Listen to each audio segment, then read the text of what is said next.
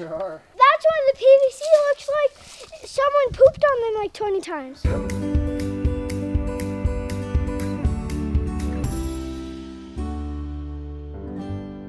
What's happening, everybody? This is Tate with Backyard Farming Supply.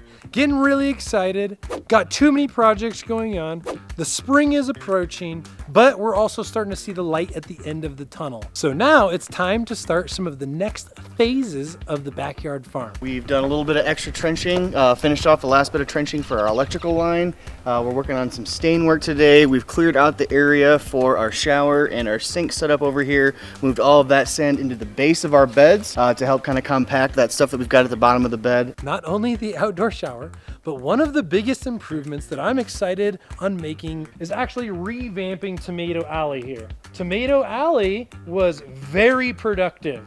It only had 12 plants in it. I harvested over 2,000 pounds of tomatoes on this small area. It was delicious. It expanded people's favorite flavor palette, and we just had a great time in general. One of the only complaints that I ever got is that it was a little DIY looking. We are going to theme it out with the rest of the property. We're gonna do the redwood stain with the corrugated tin in a Tomato Alley structure with an A-frame up top. It's going to be very aesthetic and also high yield. Kyle's gonna be helping me with the garden, and he's gonna be helping me to rip down some of this stuff, do some deconstruction. So first things we're gonna do today is we're gonna move some of the metal, some of the plastic, then probably the trellis support system, then we're gonna throw the root balls in.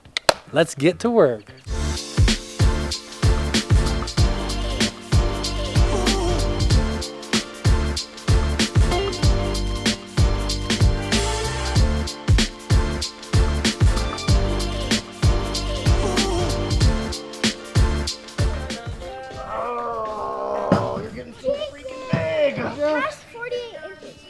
Ride rides now? Get out of here. Yeah. All right, well, we got the deconstruction of the Tomato Alley done. It's gonna definitely make filling in this trench a little bit easier over there. Hey, I wish I would have done that last week while I had the trencher out. My hands are dying. He dug all of this right here that you see just with the back of that. That trench.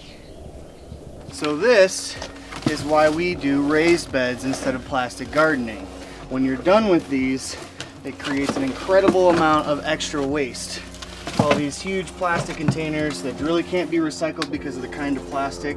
So we go to the raised beds, no more plastic, no more containers, healthier plants. Yeah, if it's for free, I mean, I'll take some, but that's a lot of boxes. It was all for free.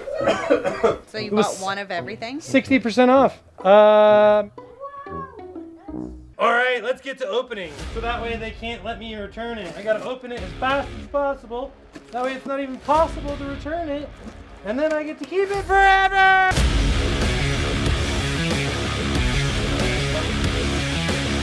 Gotta throw it out there to my #1 brand. If you guys see, I got the Ryobi link system here. That thing is completely full of Ryobi.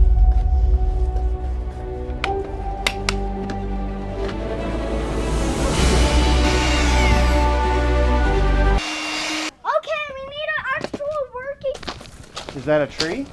I have more trees. We'll see what this girl looks like. Let's bring her in the back. I think it's a combo pear tree, but I don't know. Let's open her up and find out. Wow, look at that. That is pro.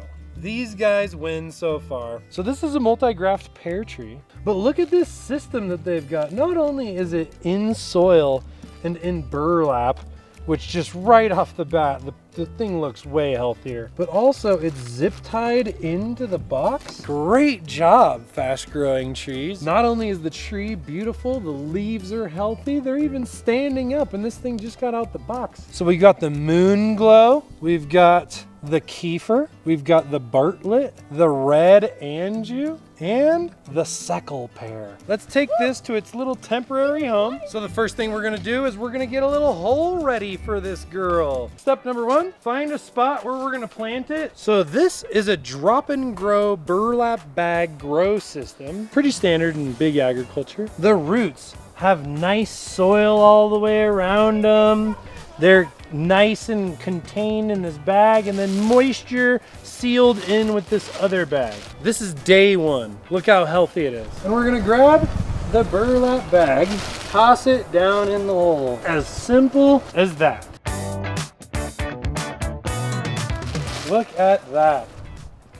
The next step is to compact it in. So we're gonna bring the rest of this soil over. It does two things. Not only does it get it down in the soil and all the air bubbles out and all the weird stuff like that that could mess with it and dry it out while you're trying to get it to take root. Even in a temporary planting spot like this, it's also gonna give you a nice spot for the water to pool up and to gather into. We're gonna now grab the water and water this girl in. She's gonna take to it right off the bat. What are you trying that's new at your house to feed your family something new and exotic, to build your relationship with food, to build your relationship with your family?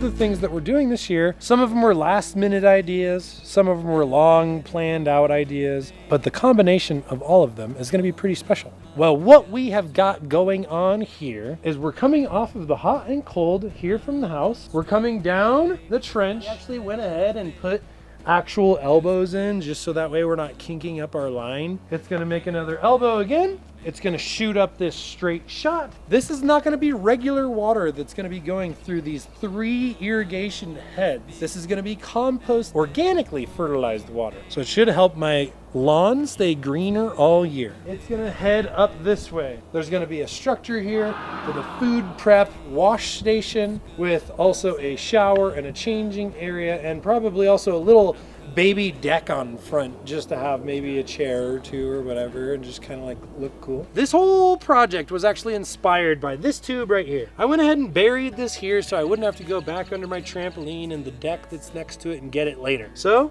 I'm grabbing onto this and I'm going to be hooking up this new irrigation tube. The moment of truth, we're going to connect the inspired end of the drip system to the other main distribution line. Because we're going to take this and we're going to connect it down here. There it is. I think that is time to fill. Should we get this trench filled up so we stop tripping it all over the place on it?